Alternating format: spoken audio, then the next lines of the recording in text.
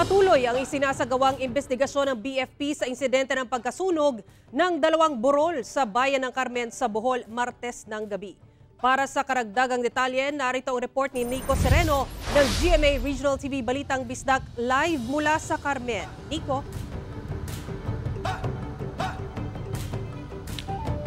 Sarah, tumagal na mahigit 3 oras ang grass fire noong Martes ng gabi kung saan tila naging kulay uling ang 2 burol ng Chocolate Hills dito sa bayan ng Carmen, Bohol.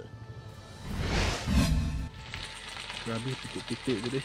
Pasado alas 7 Martes ng gabi nang alertuhin ang BFP Carmen kaugnay ng sunog sa Barangay Buenos Aires.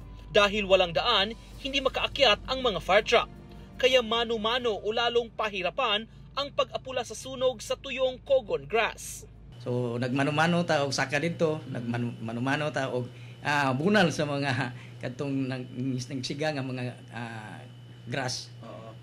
Bunal na dili pasirit. Bunal gyud, wala gyud mi kapasirit kay ang ato ang mga fire hose disad kabot. Bagamat malayo sa mga bahay, kinabahan pa rin ang mga residenteng aming dinatnan sa paanan ng burol. Di naghuwat apoy may bisig mosunog ning niya kay daghan na ba kayong mais na nang bagong gikuan, nanggian. Amor ang bantayan basig mo kana pa ring ubos. Babot mi sing nani bumbiro mabot na ni. Napi uban ni unog. Usapi pag abot ta bumbiro anang aram habuga man. Pero hindi raw ito ang unang sunog sa Chocolate Hills ngayong tag-init. Bagamat umabot ng 5,000 square meter, walang napinsalang ari-arian ang sunog na naapula pasado alas 10 ng gabi ding yun.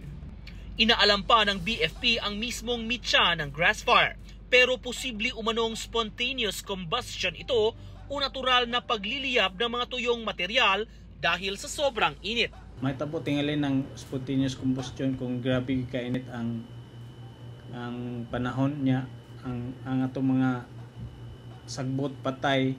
So mahitabo gyapon na siya. Pero di na to lesson na to i-determine og mao gyud siya kuan kasagaran gyud man activity. Kabila na nangyari, patuloy ang pagdating ng mga turista dito sa bayan ng Carmen, partikular sa kanilang viewing deck na isa sa mga pamosong atraksyon dito sa lalawigan ng Bohol. Sarah? Maraming salamat, Nico Sereno ng GMA Regional TV Balitang Bisdak.